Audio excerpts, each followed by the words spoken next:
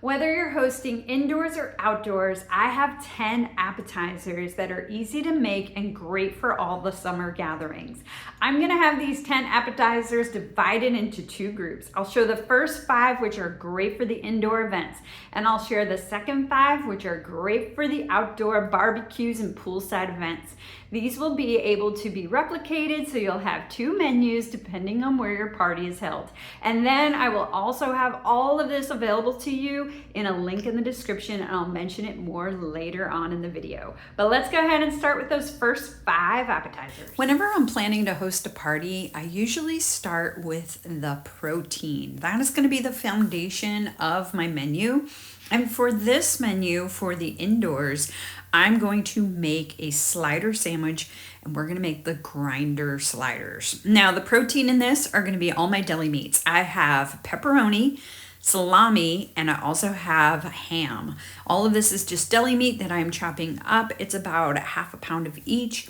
You can use any kind of deli meat that you would want on your Italian sub sandwich, including the cheese, which I have provolone that I've sliced up and diced into cubes, and I'm gonna add that all to my deli meat. Then into a bowl, I'm adding 1 cup of mayo, 1/2 cup of chopped banana peppers. I'm gonna add about 1 tablespoon of minced red onions, and then I'm gonna add a whole bag of shredded lettuce. I'll mix that all together, add some Italian seasoning, as well as some Italian dressing, about a couple tablespoons, or you can just do olive oil and vinegar. I'll spread a nice even layer of mayonnaise on the base of my Hawaiian rolls. I split those horizontally, tops and bottoms. My deli meat goes on that mayo, cover with the tops of the Hawaiian rolls, and I bake this in my air fryer so I don't have to put my oven on. And once they're cooked through, I did go ahead and cut them into individual sandwiches. They were in the oven for about 10 to 15 minutes, about 350 degrees, just till the tops get browned. And I did this off camera, but I did, after they came out of the oven, top them with that lettuce mixture. So you see that is on top of the deli meat. That was after it came out of the oven, and these are ready to serve. I love this because you can also turn this into a dip, but it's got that protein, so it's hearty enough to sustain your guests.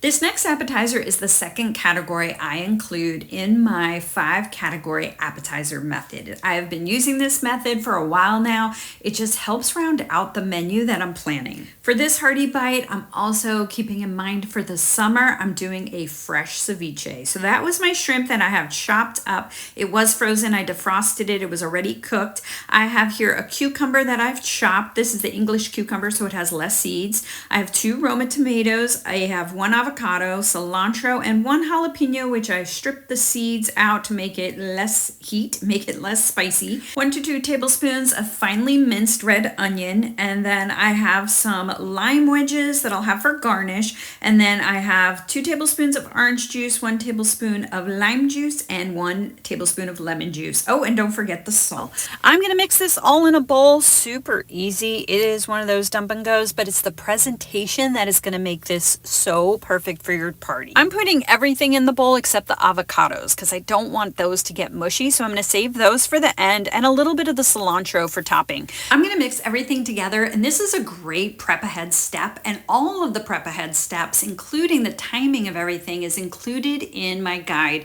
with the recipes and the details, and so be sure to check that out in the description. So I have these little cups that are going to be perfect. They're clear cups that are going to go on my 2-tier tray. I love the presentation of this because right away you see these vibrant colors, and for each of the cups I'm going to top it with a little bit of the avocado, a little bit of the cilantro, and now they're ready for presentation on my tray. They just pop with their beautiful colors. I have these little spoons that I've used to put either in the cup, or I just keep them to the side so people can grab. I also put some little lime wedges on the side so they can squeeze their lime on top. I'll leave links to the spoons and the little cups if you want to see those. They'll be in the description for you to check those out. And we're ready to move on to our next appetizer in my 5 category appetizer formula, which is a creamy or cheesy dip. And for this one, for this menu, I am making a Brie cheese with thyme and wine. This is a great recipe to cook on the grill so you don't heat up your house with your oven, or you could do this in an air fryer, or you could even just put this on the stove top. All you're trying to do is warm up that cheese. You don't actually have to cook anything, so it takes very little time. Speaking of thyme, that is what I am adding now. Fresh thyme leaves on top of the Brie wheel that I cut the top rind off. And now I'm going to add some sparkling wine to the base of my cast iron skillet, or any non-alcoholic sparkling beverage will do. For serving, I like these little round toasts. They are bruschetta crackers. They are by Ceviche, very good texture. Or you can make your own if you got the grill going and you want to take the time. You can go ahead and have a French bread or a baguette and slice it up and brush it with some olive oil and garlic for flavor, and then just throw that on the grill. But the crackers are an easier, quicker option if you don't already have the grill going. But if you have the grill, go ahead and do it all. It only takes about 5 to 10 minutes. Heat that cheese through, grill your bread, then take everything off and bring it on inside, put it on your presentation platter, and you are going to have the creamiest, delicious dip. Look at that cheese. It's rich and decadent and delicious. This next appetizer hits the category of a fresh bite, something that is light and refreshing to help balance our menu. I start with 4 ounces of cream cheese, and I'm going to add 4 ounces of blue cheese. I mix that in my mini food processor until well blended. To help it have a creamier consistency, I'll add a splash of half and half, or if you have milk, just something to thin it out a little bit. And then I'm going to take that and I'm going to scoop those into my endive leaves. Now, if you, like me, cannot find endive leaves, you can just use the end of some butter lettuce leaves and just fill those with the cream cheese mixture.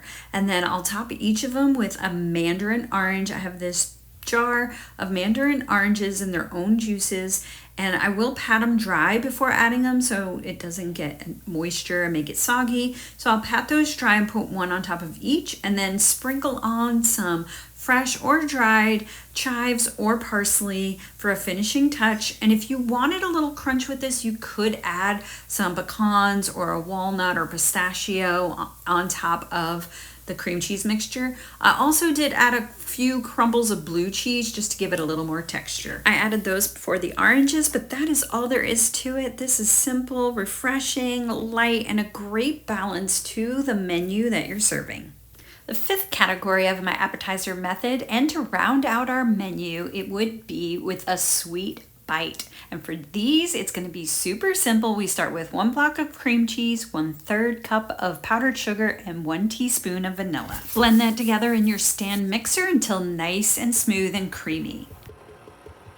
We'll set that aside as we work on our strawberries, which will be a quart of strawberries that I've washed and patted dry. I'm snipping the ends off so they can stand upright, and then I'm doing a crisscross in the middle. That way I can put my cream cheese mixture inside them, but I don't want to cut them all the way down because I don't want them to split and separate. So just a cross in the middle. My cheesecake mixture is getting put into a cookie press, making it easier to disperse. I will put all of that in there, and then into each strawberry, a dollop will go, and a pretty design is made.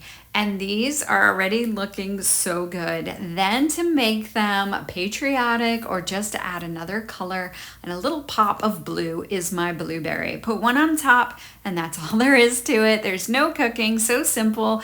And these are really delicious. That cheesecake flavor, the sweetness, perfect with the strawberry and the blueberry. And that's our sweet bite and the wrap up of our indoor party menu. Let's now go to the outdoor party menu, starting with the protein. I'm starting with the sauce for this appetizer. That is 3 tablespoons of teriyaki sauce. This is a low sugar marinade sauce, and I'm adding 1 tablespoon of honey, as well as about 1 tablespoon to 2 tablespoons of pineapple juice. And the recipe calls for sweet chili sauce, but I don't have that, so I'm adding a tablespoon of sugar-free barbecue sauce. Then I'm going to cut up my Polish sausage.